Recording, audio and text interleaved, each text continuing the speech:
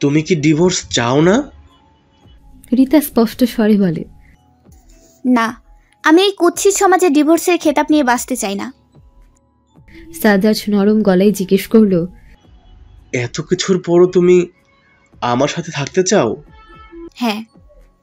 সাদরাজ তখন এক দৃষ্টিতে কিছুক্ষণ চেয়ে থেকে বলল, তুমি তো অন্য কাউকে ভালোবাসতে।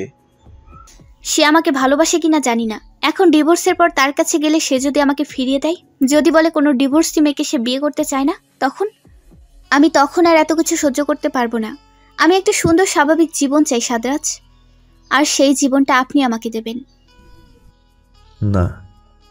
আমার বাবা আমার মাকে মেরেছেন। রাবির মাথা নাড়ে। সাদরাজ জোরে জোরে নিঃশ্বাস নেয়, বুঝতে পারে বুকের ব্যথাটা ক্রমে ক্রমে তীব্র হচ্ছে। সে কি বলবে? রিতা ভিডিওটা যখন আবার রিভার্স করে দেখালো, তখনই সে বুঝতে পারলো ব্যাপারটা। তার মনকে বোঝাতে পারছে না সে কিভাবে তার বাবার বিরুদ্ধে যাবে। বাবা ছাড়া আছে কি তার? সাদরাজের চোখ জোড়া ভেজা, সে নত মস্তকে বসে আছে, কোনো কথা বলছে না। বাইরে খুব ঝড় হচ্ছে। খালা এসে সব জানালা বন্ধ করে দিয়ে গেলেন। মেহুল রিতার কাছে এসে জিজ্ঞেস করে, খালা কি পুলিশকে এসব বলবেন? রিতা হ্যাঁ সূচক মাথা নাড়ায়, বলে, অবশ্যই বলবেন। তারপর সে রাবিরের দিকে চেয়ে ফিচেল স্বরে বলে, ভাইয়া, পুলিশ ডাকবেন? এবার তো সব সত্যি সামনে আনার দরকার। রাবির সাদরাজের দিকে ঘুরে তাকায়, জিজ্ঞেস করে, তোর কি মত সাদরাজ? সাদরাজ অনেকক্ষণ নিশ্চুপ থেকে জবাব দেয়, আমার মায়ের খুনিকে তো শাস্তি পেতেই হবে, নয়তো আমার মাও কষ্ট পাবেন। তাহলে কি পুলিশকে জানাবো? রাবির প্রশ্ন তুলল। সাদরাজ তার দিকে চাইল, তার চোখে মুখে ভীষণ অসহায়ত্ব। রাবির বুঝতে পারছে একবার মাকে হারানোর কষ্ট, এখন আবার বাবা। ছেলেটা ভেতরে ভেতরে শেষ হয়ে যাচ্ছে। সাদরাজ রাবিরের দিকে নিষ্পলক কিছুক্ষণ চেয়ে রইল, মৌনতা ভেঙে বলল, আমি একবার ওই লোকটার সাথে কথা বলতে চাই, জানতে চাই উনি কেন এসব করেছেন, এসব করে উনি কি পেয়েছেন। ওনাকে আজ আমার এই সব প্রশ্নের উত্তর দিতেই হবে। সাদরাজ উঠে দাঁড়ায়, 2 কদম এগোতেই রাবির তার হাত ধরে, জিজ্ঞেস করে, কোথায় যাচ্ছিস? শাহাদাত আহমেদের কাছে। শক্ত গলায় সাদরাজের জবাব। রাবির বলে, একা যাস না, আমিও যাব। না, আমি একা ওই লোকের সাথে কথা বলবো, তোদের কাউকে যেতে হবে না। সে আবার এগোতেই রিতা এসে সামনে দাঁড়ায়, বিমূঢ় সুরে বলে, যে মানুষটা নিজের স্বার্থের জন্য নিজের অসুস্থ স্ত্রীকে মারতেও দুবার ভাবে না, সে যে তার ছেলেরও কোনো ক্ষতি করবে না তার কি নিশ্চয়তা আছে? একা যাবেন না প্লিজ, রাবির ভাইয়া যাক আপনার সাথে। সাদরাজ চোখ মুখ খিঁচে বলে, বললাম তো আমি এই ব্যাপারে একা ওনার সাথে কথা বলবো, এই মুহূর্তে আমার কাউকে প্রয়োজন নেই। এই বলে সে হনহন করে বেরিয়ে গেল। রিতা চিন্তিত কণ্ঠে রাবিরকে বলল, ভাইয়া, ওই লোকটা যদি সাদরাজের কোনো ক্ষতি করে দেয়? না, সাদরাজ এতটাও দুর্বল না, ওকে আমি চিনি। প্রয়োজন পড়লে ও হিংস্র হয়ে ওঠে। ওকে নিয়ে তুমি ভয় পেও না, ও সব সামলে নিতে পারবে। আমাদের বরং এখন এই ভিডিও আর খালাকে নিয়ে থানায় যেতে হবে। ওই শাহাদাত আহমেদকে আর ছেড়ে দিলে চলবে না, এবার একে শাস্তি পেতেই হবে। রাস্তায় যেতে যেতে প্রচুর বৃষ্টি নামলো। সে বৃষ্টি উপেক্ষা করে থানায় গিয়ে পৌঁছালো সবাই। এত রাতে রাবিরকে দেখে অফিসার ইনচার্জ বেশ অবাক হন। রাবিরকে সাদর গ্রহণ করে জিজ্ঞেস করেন কোনো সমস্যা কিনা। রাবির ওনাকে সবকিছু খুলে বলেন। যদিও সে সময় উনি থানায় ছিলেন না, তবু এ ব্যাপারগুলো তার অজানা নয়। রাবিরের কথায় তিনি পুরনো সেই মামলার ফাইল খুলে বসলেন। এই মামলা তখন সাদরাজের বাবাই দায়ের করেছিলেন, যেখানে তিনি পুরো দোষ রাবিরের উপর দিয়েছেন এই একটা ছোট্ট ভিডিওর ভিত্তিতে। ইনচার্জ তখন সেই ভিডিওটা আবার দেখতে চাইলেন। রাবির তাকে ভিডিওটা ভালোভাবে দেখালো এবং ইনচার্জকে বোঝালো কিভাবে ভিডিওটাকে এডিট করে রিভার্স করে দেওয়া হয়েছে। অর্থাৎ ভিডিওতে মূলত রাবির সাদরাজের মায়ের মুখে মাস্কটা লাগিয়ে দিচ্ছিল, যেটাকে রিভার্স করা হয়েছে বলে বোঝা যাচ্ছে যে সে মাস্কটা খুলে ফেলেছে। আর ভিডিওটাকে সত্যি করার জন্য তার আগেই পিছে আর কোনো ক্লিপ রাখা হয়নি, আর সেজন্যই ভিডিওর এডিটটা তখন ধরা যায়নি। তবে এই ভিডিওর উপর ভিত্তি করে আদালত তাকে শাস্তি দিতে পারেনি। রাবির মুক্তি পেলে শাহাদাত আহমেদ তখন আরও ক্ষেপে যান। তখন তিনি তার ছেলেকেও রাবিরের বিরুদ্ধে আরও খেপিয়ে তোলেন, তাকে রাজনীতিতে আনেন, রাবিরের সবচেয়ে বড় শত্রু বানিয়ে তোলেন। সব বলে দীর্ঘশ্বাস ছাড়ে রাবির, পরে বলে, এই যে খালা, উনিও সব সত্য জানেন। খালা, আপনি বলুন সব। খালার ভয় না পেয়ে যা জানেন সব বললেন। সব শুনে ইনচার্জ বললেন, এ তো মারাত্মক ব্যাপার। এই ছোট্ট একটা নির্বাচনে যাওয়ার জন্য মানুষ এত কিছু করতে পারে, নিজের ওয়াইফকে মেরে ফেলে, ভাবা যায়? জি অফিসার, এই একটা ব্যাপার আমাদেরও খুব কষ্ট দিচ্ছে। ওই খারাপ লোকটার খুব কঠিন শাস্তির ব্যবস্থা করতে হবে। মিহুল কথাগুলো বলে দম নেয়। অফিসার খানিক ভেবে বলেন, হ্যাঁ, তা তো অবশ্যই। আপনারা তার আগে একটা মামলা লিখে যান। আমরা কালই যাব ওনাকে অ্যারেস্ট করতে। কাল না, আজই। কারোর গলার শব্দে সবাই গেটের দিকে তাকায়। দেখে সাদরাজ এসেছে, তার বাবাকে নিয়ে। তার রক্তিম চোখ, বাবার মেয়ে যাওয়া চোখ মুখ। হুইল চেয়ারে ধাক্কা দিয়ে বাবাকে সামনে এনে সাদরাজ কাঁপতে কাঁপতে বলে, ওনাকে এক্ষুনি জেলে ঢোকান অফিসার। সবাই অবাক হয়ে সাদরাজকে দেখছে। ইনচার্জ জিজ্ঞেস করেন, উনি কি ওনার সব অন্যায় স্বীকার করেছেন? সাদরাজ জোরে নিঃশ্বাস ছাড়ে, বাবার সামনে পা ভাঁজ করে বসে, শক্ত গলায় বলে, বলো তুমি কি কি করেছো? সবার সামনে আজ তুমি সব কিছু স্বীকার করবে। শাহাদাত আহমেদের সমস্ত ক্ষমতা যেন নিমিষে ফুরিয়ে গিয়েছে। তিনি যেন শক্ত পাথর খণ্ড জমে বসে আছেন। সাদরাজ তার হুইল চেয়ারে শক্ত করে চাপড় মারে, চেঁচিয়ে বলে, শাহাদাত আহমেদ, আপনাকে কিছু বলতে বলেছি, বলুন। চুপ থাকলেও আজ আপনি বাঁচতে পারবেন না। শাহাদাত আহমেদ ভয়ে ভয়ে ছেলের দিকে তাকান। ছেলের ওই চোখ জোড়া দিয়ে যেন আগুন ঝরছে। তিনি ভয়ে চোখ নামিয়ে নিলেন। তবে কি আজ সত্যি উনার বিনাশের পালা? এত তাড়াতাড়ি উনার সব ক্ষমতা শেষ হয়ে গেল? আজই কি জীবনের শেষ দিন উনার? কথাগুলো মনে মনে ভেবেই কেঁদে ফেলেন উনি। বলেন, সাদরাজ আর অফিসারের তোপের মুখে পড়ে শাহাদাত আহমেদ সবকিছু স্বীকার করলেন। তিনি কিভাবে তার স্ত্রীকে মেরেছেন, কিভাবে রাবিরকে ফাঁসিয়েছেন, সবকিছু। সব শুনে সাদরাজ উঠে দাঁড়ালো, শক্ত গলায় বলল, অফিসার, ওনাকে এবার জেলে নিয়ে যান।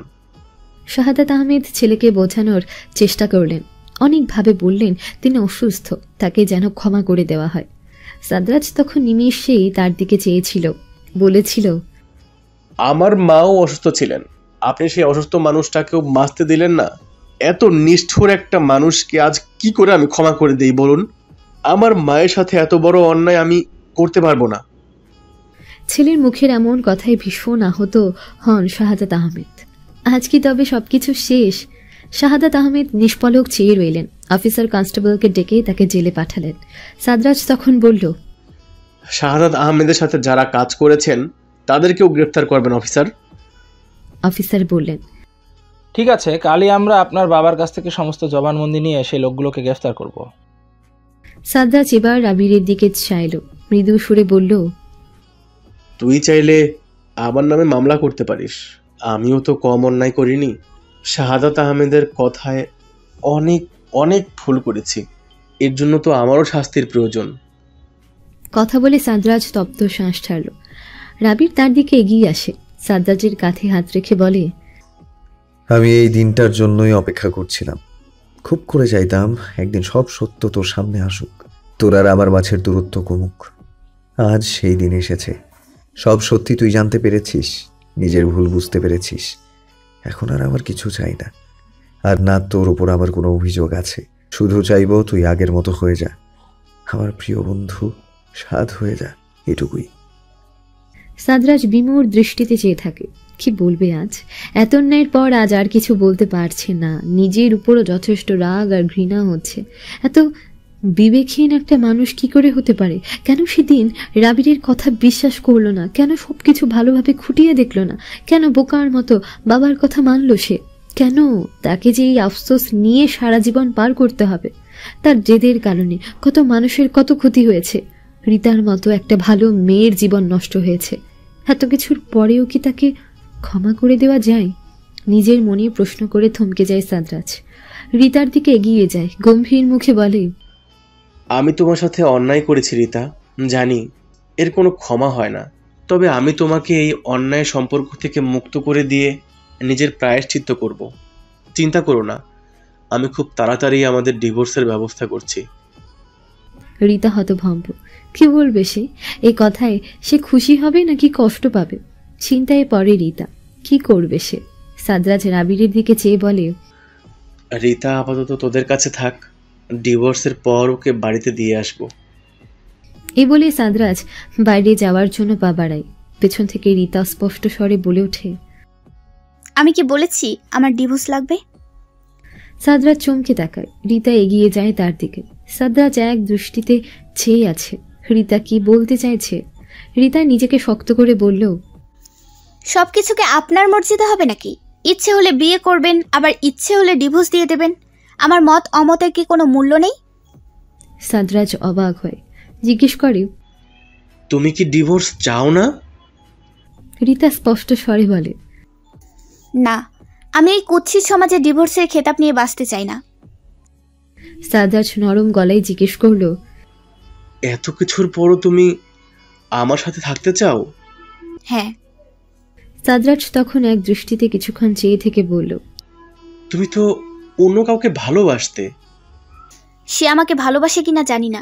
এখন ডিভোর্সের পর তার কাছে গেলে সে যদি আমাকে ফিরিয়ে দেয়, যদি বলে কোনো ডিভোর্সি মেয়েকে সে বিয়ে করতে চায় না, তখন আর এত কিছু সহ্য করতে পারবো না। আমি একটা সুন্দর স্বাভাবিক জীবন চাই সাদরাজ, আর সেই জীবনটা আপনি আমাকে দেবেন। রীতার কথা শুনে সাদরাজ নির্বাক। তার এখন কি করা উচিত বুঝতে পারছে না।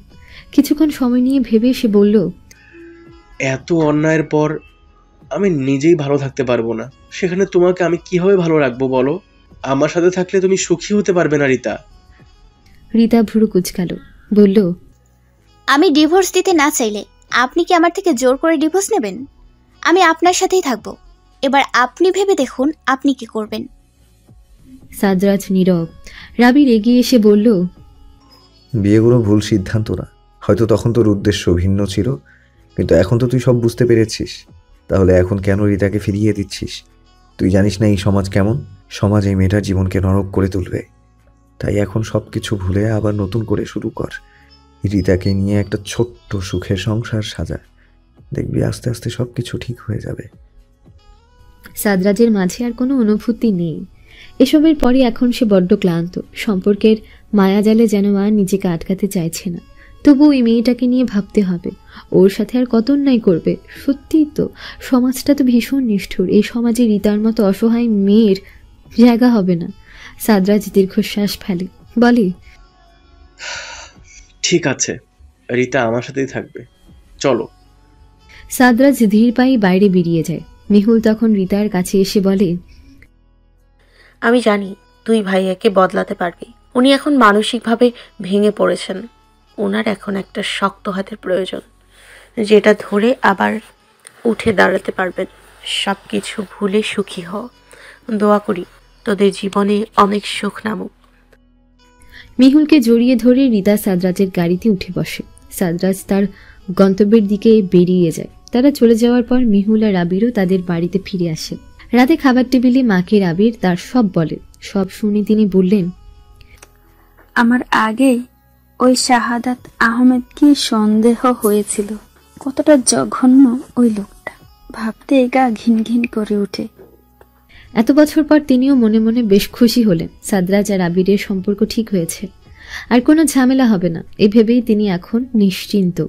রাতে বারান্দায় দাঁড়ান মেহুল। আকাশের দিকে চেয়ে কি যেন ভাবছে। হঠাৎ কোমরে উষ্ণ স্পর্শ পেয়ে খানিক নড়ে ওঠে। উপস্থিত মানুষটাকে চিনতে পেরে কিছু বলে না। রাবির তার ঘাড়ে থুতনি ঠেকায়, বড় নিঃশ্বাস ছেড়ে বলে, জানেন মেহুল, আজ আমার ভীষণ শান্তি লাগছে। সব কিছু খুব সুন্দর লাগছে। মনে হচ্ছে বুকের ভেতর থেকে খুব বড় একটা পাহাড় নেমে গিয়েছে। আজ অনেকদিন পর আমি একটু শান্তিতে ঘুমাতে পারবো। রাবিরের কথা শুনে মেহুল মৃদু হাসে। তার ঘাড়ির উপর রাবির ওষ্ঠাধরের স্পর্শ পেয়ে কিঞ্চিত কেঁপে ওঠে। রাবির মেহুলকে আরও কাছে আগলে নেয়। মেহুল কম্পিত নরম সুরে বলে, আপনাকে শান্তি পেতে দেখলে আমার বড্ড শান্তি লাগে। মেহুল রাবিরের বুকে মাথা এলিয়ে দেয়। রাবিরের স্পর্শ আরও গভীর হয়। মেহুল চোখ বুজে অনুভব করে, মনে মনে খুব করে দোয়া করে রীতাও যেন তার মতো করে এত এত ভালোবাসা পায়। রাত 2:15 রীতার হঠাৎ ঘুম ভাঙে। খেয়াল করে সাদরাজ পাশেই নেই।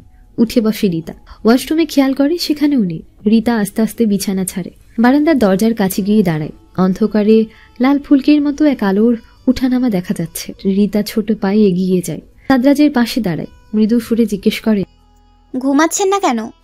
সাদরাজ নীরব, নিস্তব্ধ, যেন কথা বলতেও আজ আর ইচ্ছে করছে না। সাদরাজের সামনে ফাঁকা জায়গাতে রীতা গিয়ে দাঁড়ায়। সাদরাজের মুখপানে যাওয়ার চেষ্টা করে, যদিও অন্ধকারে তার মুখ অস্পষ্ট। রীতা আলতো হাতে সাদরাজের গাল স্পর্শ করে। সাদরাজ এতে কপাল কুঁচকায়, সিগারেটটা মুখ থেকে সরিয়ে রীতার মুখ বরাবর নিঃশ্বাস ছাড়ে। রীতা খুক খুক করে কেসে ওঠে। সাদরাজ গভীর স্বরে বলে, আমাকে সহ্য করতে পারবে না রীতা, তোমার কষ্ট হবে। রীতা মৃদু হেসে বলে, এতদিন তো কষ্ট পাচ্ছিলামই, আর একটু কষ্ট পেলে কিছু হবে না। সাদরাজ নীরব। রীতা কেন বুঝতে চাইছে না। সাদরাজ সিগারেটটা নিচে ফেলে পা মারিয়ে দেয়। হুট করেই রীতার কোমর জড়িয়ে ধরে, কাছেই টেনে নেয়। রীতা নিমিষ চেয়ে থাকে। সাদরাজ রীতার কপালে কপাল ঠেকায়। তার কণ্ঠস্বর যেন কেঁপে কেঁপে উঠেছে, কিছু বলতে গিয়েও বারবার জড়িয়ে যাচ্ছে।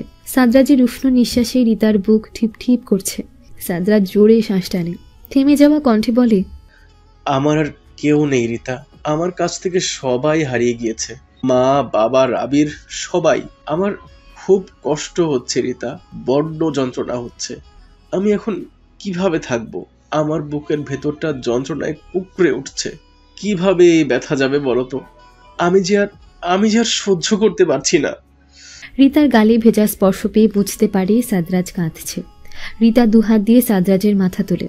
তারও কেন যেন খুব কষ্ট হচ্ছে। যে মানুষটা কিছু সময় আগেও তার বড্ড অপছন্দের ছিল, তার প্রতি এখন হঠাৎ এত মায়া কেন জাগছে? কেন বুকের ভেতর এখন খা খা করছে? রীতা কিছুক্ষণ সাদরাজের দিকে চেয়ে মৃদু সুরে বলে, আমি কি আপনার বউ না? সাদরাজ নির্বিকার। কি বলবে সে? রীতার কি পরিচয় দেবে? এত অন্যায় করার পরও এই মেয়েটাকে নিজের স্ত্রী বলে পরিচয় দেওয়ার অধিকার কি আদৌ তার আছে? সাদরাজের নীরবতায় রীতা প্রশ্ন তোলে, চুপ কেন বলুন, আমি কি আপনার আপন না? তোমাকে আপন বলতেও বুক কাঁপছে আমার। আমি আমার নিজেকে ক্ষমা করতে পারছি না। এই যন্ত্রণা থেকে নিজেকে কিভাবে মুক্ত করব? তুমি বলো, কিভাবে আমি প্রায়শ্চিত্ত করব? রীতা তপ্ত ফাঁস ছাড়ে, বলে, আমাকে আপন করে নিন, একটা সুন্দর জীবন দিন। অন্যায় করেছেন, কষ্ট পেয়েছেন, নিজের ভুল বুঝতে পেরে ক্ষমা চেয়েছেন, ব্যাস এটুকুই। এবার অল্প অল্প করে জীবন গুছিয়ে নিন, ভালো কাজ করুন, নতুন করে ভালোবাসতে শিখুন, তারপর দেখুন জীবন কিভাবে পাল্টে যায়। সাদরাজ ঠোঁট কামড়ে নিজেকে শক্ত করে, তারপর জিজ্ঞেস করে, তুমি আমাকে ছেড়ে যাবে না তো? রীতা মাথা নাড়ায়, বলে, না, যাব না। সঙ্গে সঙ্গে খুব শক্ত করে সে রীতাকে বুকের সাথে মিশিয়ে নেয়। খুব করে কাঁদে। রীতাও জড়িয়ে ধরে। কাঁদলে মন হালকা হবে। রীতা তাই সারা শব্দ করে না। সাদরাজ নিঃশব্দে কেঁদে দেয়। মনের কষ্ট সব এভাবেই ঝরে যাক, সুখ আসুক, প্রচণ্ড সুখে তাদের জীবন ভরে উঠুক। রীতাকে অনেকক্ষণ বুকে জড়িয়ে রাখে। রীতাও যেন এই প্রশস্ত বুকে তার সুখ খুঁজে ফিরেছে। কি হবে এত ঝামেলা করে? সুখ তো আর নিজে এসে ধরা দেয় না, তাকে খুঁজে আনতে হয়। সম্পর্কের শুরুটা যেমনই হোক, একটা তো পরিচয় আছে তার। এই পরিচয় নিয়ে বাঁচতে এখন আর তার মাঝে কোনো দ্বিধা নেই কোনো সংকোচ। আজ থেকে সেও সুখী, প্রচণ্ড সুখী। আর অতীত নিয়ে ভাববে না, এবার বর্তমান ভবিষ্যৎটাই গোছাবে দুজন। পরদিন এক মিটিং শেষে বের হতে রামবীরের পিএ জানালো সাদরাজ তার মনোনয়নপত্র বাতিলের জন্য আবেদন করেছে। সে নাকি নির্বাচনে দাঁড়াবে না। রাবির কথাটা শুনে বিস্মিত হয়। পিএকে বলে এক্ষুনি সাদরাজের অফিসে যেতে। সাদরাজের অফিসে গিয়ে রাবির আরেক দফা অবাক হয়। চারদিক থেকে তার সব পোস্টার সরিয়ে ফেলা হয়েছে। অফিসের বাইরে কোনো কোলাহল নেই, নির্বাচনের কোনো কর্মী নেই। রাবির ভেতরে যায়। সাদরাজের অফিস রুমের দরজায় নক করে। ভেতর থেকে সাদরাজ বলে, ভেতরে আসুন। রাবির ভেতরে আসতে সাদরাজ মৃদু হাসে, বলে, তুই? রাবির চেয়ার টেনে বসে, কপাল কুঁচকে বলে, এসব আমি কি শুনছি? সাদরাজ সহজ স্বাভাবিক গলায় উত্তর দেয়, কেন, কি শুনছিস? তুই নাকি মনোনয়নপত্র বাতিলের জন্য আবেদন করেছিস? করছি না, অলরেডি করে ফেলেছি। আশ্চর্য, এমন কেন করছিস? তুই নির্বাচনে দাঁড়াবি না? না। সাদরাজের সহজ স্বীকারোক্তি, যেন এসবে তার কিছুই যায় আসছে না। রাবির রেগে বলল, মাথা খারাপ হয়ে গিয়েছে তোর? শেষ মুহূর্তে এসে তুই এই সিদ্ধান্ত কেন নিলি? সাদরাজ এখন অত্যন্ত স্বাভাবিক। সে স্পষ্ট সুরে বলল, দেখ রাবির, শাহাদাত আহমেদ আমাকে এই রাজনীতিতে এনেছিলেন তোর সাথে পাল্লা দেওয়ার জন্য। উনি সব সময় চাইতেন অন্যায়ভাবে সব দখল করে নিতে, কিন্তু তোর জন্য পারতেন না। এই জন্য ভেবেছেন যেভাবেই হোক আমাকে নির্বাচনে জেতাবেন, তারপর নিজের মর্জি মতো সমস্ত অন্যায় করে যাবেন। কেউ তার কিছু করতে পারবে না। এই নির্বাচনেও তাই অনেক কিছু ভেবে রেখেছিলেন উনি, তোকে যেভাবেই হোক হারিয়ে ছাড়তেন, তারপর তোর ক্ষমতা আমার হাতে তুলে দিয়ে সেই ক্ষমতার অপব্যবহার করতেন। কিন্তু তার হয়ে উঠল না। এর আগেই সব অন্যায় ধরা পড়ল। সাদাত আহমেদের কথায় আমি এতদিন এই সব কিছু করেছি। এই রাজনীতিতে কোনো কালেই কোনো আগ্রহ আমার ছিল না, আজ থেকে তো আরও নেই। আমি এই নির্বাচনে দাঁড়াতেও চাই না, বরং তোর হয়ে প্রচারণা করতে চাই। তাই আর এই নিয়ে আমাকে কিছু বলিস না প্লিজ। আমি আমার মতো ভালো আছি। রাজনীতি একেবারে ছেড়ে দিব। একটা ছোট্ট ব্যবসা আছে, এখন থেকে সেখানেই মনোনিবেশ করার কথা ভাবছি আমি। তুই আরেকবার ভেবে দেখ সাদরাজ, শাহাদাত আহমেদ এখন আর নেই। অন্যায় করে না, ন্যায়ের পথে থেকে এবার জিতবি তুই। একবার ভেবে দেখ। ভেবে ফেলেছি, আর নতুন করে কিছু ভাবতে চাই না। ন্যায় অন্যায় কোনোভাবেই আর জিততে চাই না। আমি আমার এই হার নিয়েই সন্তুষ্ট। রাবির বিমূর্ত চেয়ে থাকে। সত্যি সাদরাজের রাজনীতির প্রতি কোনো কালই কোনো আগ্রহ ছিল না। রাবির তো ভার্সিটি লাইফ থেকেই রাজনীতিতে যুক্ত, কিন্তু সাদরাজ এসব বরাবরই উপেক্ষা করত। কেবলমাত্র এই শাহাদাত আহমেদের প্ররোচনায় পড়ে সে এতদিন এত কিছু করেছে। আজ সে মুক্ত, সেজন্যই হয়তো আর এসবে জড়াতে চাইছে না। রাবির নীরবতা ভেঙে বলল, চল আজকে বিকেলে একটু কফি খেতে যাই, ওই ক্যাফেতে যেখানে আমরা ভার্সিটি লাইফে রোজ যেতাম। পুরনো স্মৃতি চোখের সামনে চকচক করে উঠল। সাদরাজের ঠোঁটের কোণে হাসি। ওই ক্যাফেতে একসময় তাদের কত আড্ডা, কত গানের আসর ছিল। আজ হয়তো সব শূন্য পড়ে আছে।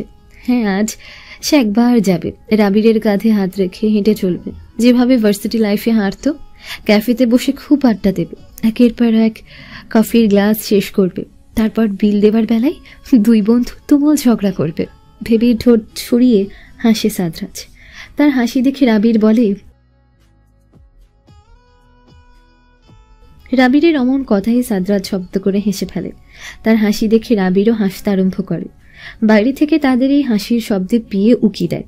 দুজন শত্রুকে এত সূক্ষ্মতা সহিত হাসতে দেখে অবাক হয় সে। ভাবে, এভাবেও কি বন্ধুত্ব ফিরে আসে? কাল থেকে রোজা শুরু, আর রোজার মাঝখানে রাবিরের নির্বাচন। রাবিরের তাই দিনগুলো ব্যস্ত কাটছে। মিহুলেরও তাই। শাশুড়ির সাথে রোজার সব প্রস্তুতি নিচ্ছে। আজকাল মিহুল বেশ খুশি খুশি থাকে।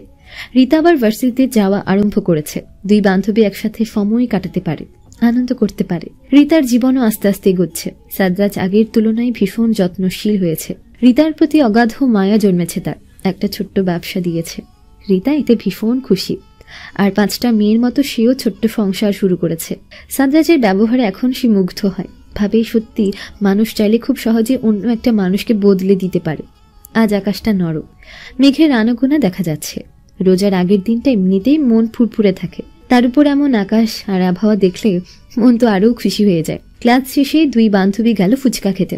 অনেকদিন পর ফুচকা খাবে তারা। ঝাল দিয়ে 2 প্লেট ফুচকা অর্ডার করে দুজন চেয়ারে বসলো। মিহুল বলল, আজকের আকাশটা দেখ কত সুন্দর। রীতা আশেপাশে চোখ বুলিয়ে বলল, হ্যাঁ আসলেই কেমন আরাম আরাম লাগছে। মিহুল জিজ্ঞেস করল, সাদরাজ ভাইয়া এখন নিশ্চয়ই তোকে খুব ভালোবাসেন। রীতা নিঃশ্বাস ফেলে বলল, ভালোবাসা তো আর হুট করেই হয় না, ধীরে ধীরে হয়। তবে উনি এখন আমার ভীষণ যত্ন নেন, আমার কথা ভাবেন সব সময়। উনি ধীরে ধীরে নিজেকে পাল্টাচ্ছেন। আমারও কোনো তাড়া নেই, আস্তে আস্তেই সব হোক। আন্টি আঙ্কেলের সাথে দেখা করবি না? হ্যাঁ, সাদরাজকে বলেছিলাম, উনি বলেছেন শুক্রবারে নিয়ে যাবেন। তাদের কথার মাঝে ফুচকাওয়ালা মামা 2 প্লেট ফুচকা নিয়ে হাজির হলো। মেহুল রীতা প্লেট দুটো হাতে নেয়। মেহুল খুশিতে খেতেও আরম্ভ করে।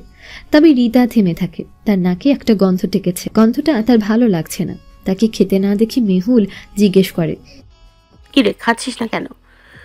রীতা ফুচকা একটা তুলে মুখে দেয়। সঙ্গে সঙ্গেই মনে হলো তার বমি চলে আসবে। ফুচকাটা জলদি মুখ থেকে বের করে ফেলে দেয়। রীতার এমন কাজে মেহুল খাওয়া ভুলে তার দিকে হাঁ করে চেয়ে থাকে। রীতা চেয়ে বলে, মামা আজ কি দিয়ে ফুচকা বানিয়েছে, এমন গন্ধ লাগছে কেন? মেহুল অবাক হয়। তার ফুচকাটা নাকের কাছে ধরে বলে, কই কোনো গন্ধ নেই তো। আমার কাছে তো লাগছে, খেতে পারছি না, বমি লাগছে। মেহুল বলে, আচ্ছা তুই আমার প্লেট থেকে খা। মেহুলের প্লেট থেকে একটা ফুচকা নিয়ে মুখে পুরল। এটাও একই মনে হলো তার। জোর করে 2 বার চিবিয়ে মুখ থেকে বের করে ফেলে দেয়। মেহুল হতভম্ব। হলো কি মেয়ের? মেহুল চিন্তিত সুরে জিজ্ঞেস করে, কি হয়েছে তোর, শরীর খারাপ করছে নাকি? রিতা দুই দিকে মাথা নাড়িয়ে বলে, না, শুধু খেতে পারছি না, গন্ধ লাগছে, বমি পাচ্ছে। মেহুল অতি মনোযোগের সহিত রিতাকে কিছুক্ষণ পর্যবেক্ষণ করে জিজ্ঞেস করল, তোর পিরিয়ড কি রেগুলার? রিতা কপালে ভাঁজ ফেলে বলল, না, আগের মাসে ডেট মিস হয়ে গিয়েছিল, এখনো হয়নি। মেহুল ততক্ষণে অস্থির হয়ে উঠেছে, জিজ্ঞেস করে, মাথা ঘোরায়, শরীর দুর্বল লাগে? রিতা ভেবে বলে, মাথা ঘুরায় না, তবে শরীর মাঝে মাঝে একটু দুর্বল লাগে। মেহুল অস্থিরতায় উঠে দাঁড়ায়, চোখ মুখ উত্তেজনায় জলজল করছে। কি বলবে সে, কি করবে? জোরে জোরে শ্বাস টেনে নিজেকে শান্ত রাখার চেষ্টা করছে। রিতা বুঝতে পারছে না কিছু। মেহুল এমন কেন করছে?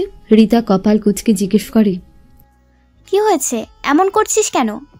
মেহুল নিজের অস্থিরতা আর ধরে রাখতে না পেরে বলে, প্রেগন্যান্সি টেস্ট কর। রিতার হঠাৎ টনক নড়ল। সে সবকিছু মনে মনে মেলালো, আতকে উঠল। সত্যি এমন কিছু হতে চলেছে নাকি? আবেগে সে চোখ পিট করে মেহুলের দিকে তাকায়। মেহুলের চোখে মুখে উত্তেজনা উপচে পড়ছে। রিতা নিমিষ চেয়ে আছে তার দিকে। মেহুল খুশি খুশি গলায় বলে, চল ফার্মেসিতে যাই। রাতে সাদরাজের সাথে খাবার টেবিলে বসতেই রিতার আবারও গা গুলোতে আরম্ভ করলো। তবে সে সেটা সাদরাজকে বুঝতে দিল না। খালা তার আর সাদরাজের প্লেটে খাবার বেড়ে দেয়। খাবার দেখে রিতার যেন বমি আসছে। সাদরাজ সামনে, ভয়ে ভয়ে এক লোকমা মুখে তুলে সে অনেকক্ষণ মুখে নিয়ে বসে থাকে। গলা দিয়ে খাবার নামতে চাইছে না, উগলে সব বেরিয়ে আসতে চাইছে। খালা ব্যাপারটা দেখে, জিজ্ঞেস করে, কি হলো খালা, আপনি ধেয়ে কইতেছেন না? খালার কথা শুনে সাদরাজ রিতার দিকে তাকায়, জিজ্ঞেস করে, কি ব্যাপার রিতা, কোনো অসুবিধা? রিতা ফট করে মুখের খাবারটা গিলে ফেলে, হেসে বলে। সাদরাজ আবার খাবারে মনোযোগ দেয়। রিতা খুব কষ্টে 2 থেকে 3 লোকমা গলধকরণ করে, পরে আর খেতে পারে না সে। চেয়ার ছেড়ে উঠতে সাদরাজ জিজ্ঞেস করে, উমা, তোমার খাওয়া শেষ? পেটের ভাতও তো শেষ করোনি এখনো। রিতা হাসার চেষ্টা করে বলে, আমার খিদে নেই, সন্ধ্যায় অনেক নাস্তা করেছি তো, তাই এখন খেতে পারছি না। আপনি খান, আমি রুমে যাচ্ছি। রিতাই বলে রুমের দিকে পা বাড়ায়। সাদরাজ কিছু না বুঝলেও খালা অনেক কিছু বুঝতে পারেন, আর সব বুঝতে পেরে মুচকি হাসেন তিনি। রুমে এসে আয়নার সামনে দাঁড়াই রিতা। আপনা আপনি ডান হাতটা পেটে যায়, বুকের ভেতর ডিপ ডিপ শব্দ হচ্ছে, যেন কিসের যেন মনে প্রচন্ড অস্থিরতা হচ্ছে। সে যা ভাবছে সত্যিই কি তেমনটা হতে চলেছে? যদি এমন হয় তবে ব্যাপারটাই সাদরাজ কিভাবে রিয়্যাক্ট করবে? রিতার ভয় হচ্ছে, আবার ভালোও লাগছে। সবকিছু মিলিয়ে যেন এক অন্যরকম অনুভূতি। কাল সকালেই টেস্ট করে সবকিছু শিওর হবে, আর কাল সকালের কথা ভেবে এখনই খুশিতে গা শিওর উঠছে তার। দিনের মতো রাবির আজও লেট করে বাড়ি ফেরে, যার দরুন মেহুলকে একাই রাতের খাবার খেতে হয়। এটা আজকাল রাবিরের নিত্যদিনের অভ্যেস। সেই সকালে বের হয়, মাঝখানে দুপুরে এসে কিছু খায়, তারপর আবার বের হয়, ফিরে রাত 1টার পর। মেহুল ততক্ষণে শাশুড়ির সঙ্গে খেয়ে দিয়ে ক্লান্ত শরীরে শুয়ে পড়ে। প্রায় মেহুলকে এসে রাবির ঘুমে পায়, জাগায় না সে। খেয়ে দিয়ে এসে তার পাশে শুয়ে পড়ে। মাঝে মাঝে খুব একা লাগলে ঘুমন্ত মেহুলকেই টেনে বুকের সঙ্গে মিশিয়ে নেয়। কখনো কপাল ঠোঁট ছোঁয়, কখনো তাকে পেছন থেকে জড়িয়ে ধরে, শরীরের ঘ্রাণ নেয়। এভাবেই তার জীবন যাচ্ছে। ব্যস্ততায় বউকে সময় দিতে না পারার ভীষণ আক্ষেপ তার মনে। ব্যাপারটা মেহুলও বুঝতে পারে, তাই তো সে অভিমান করে না, নিজেকে এসবের মাঝেই অভ্যস্ত করে নিয়েছে। অন্ধকার রুমের লাইট জ্বালাতেই রাবির মেহুলকে বিছানায় হেলান দিয়ে বসে থাকতে দেখে। কিছুটা অবাক হয়ে ঘড়িতে তাকায়, 1:30 বাজছে। মেয়েটা এখনো ঘুমোয়নি। রাবির পাঞ্জাবির বোতাম খুলতে খুলতে জিজ্ঞেস করে, এখনো ঘুমাওনি যে? ঘুম আসছে না। মেহুলের স্পষ্ট আওয়াজে রাবির পেছন ফিরে তাকায়, কিছুক্ষণ চেয়ে থেকে জিজ্ঞেস করে, কি হয়েছে, শরীর খারাপ? মাথা 2 দিকে ঝাঁকিয়ে বলে, তাহলে? রাবির প্রশ্ন করে। মেহুল জবাবে বলে, মন খারাপ। রাবির উত্তর পেয়ে হাত থেকে ঘড়িটা খুলে ড্রেসিং টেবিলের উপর রাখে। ধীর পায়ে এগিয়ে মেহুলের পাশে গিয়ে বসে, মৃদু সুরে জিজ্ঞেস করে, কেন, মনের আজ হঠাৎ কি হলো? মেহুল ফ্যালফ্যাল করে চেয়ে থাকে রাবিরের মুখপানে। কত ক্লান্তি ওই চোখে মুখে, দেখে মায়া হয়। তাই তপ্ত শ্বাস ছেড়ে বলে, না কিছু না। রাবির সন্দিহান চোখে তাকায়, ছোট ছোট চোখ করেই মিনমিনিয়ে বলে, কিছু তো একটা হয়েছে, না বলতে চাইলে জোর করব না, তবে বলে ফেলা ভালো। মেহুল খানিক ভাবে, বলবে কি বলবে না। পরে অনেক ভেবে সিদ্ধান্ত নেয় বলবে। তার বলা উচিত, তবে বলতে গিয়েও জড়তা কাজ করছে। রাবির চেয়ে আছে এক দৃষ্টিতে। মেহুল ভ্রু কুচকালো, বলল, অমনভাবে তাকিয়ে আছেন কেন? আমি কথা গুলিয়ে ফেলছি তো। রাবির মৃদু হাসে, বলে, আচ্ছা, চোখ বন্ধ করলাম, এবার বলে ফেলো। মেহুল সব জড়তা কাটিয়ে মনে সাহস জুগালো, কম্পিত সুরে বলে, আমার বাচ্চা চাই রাবির।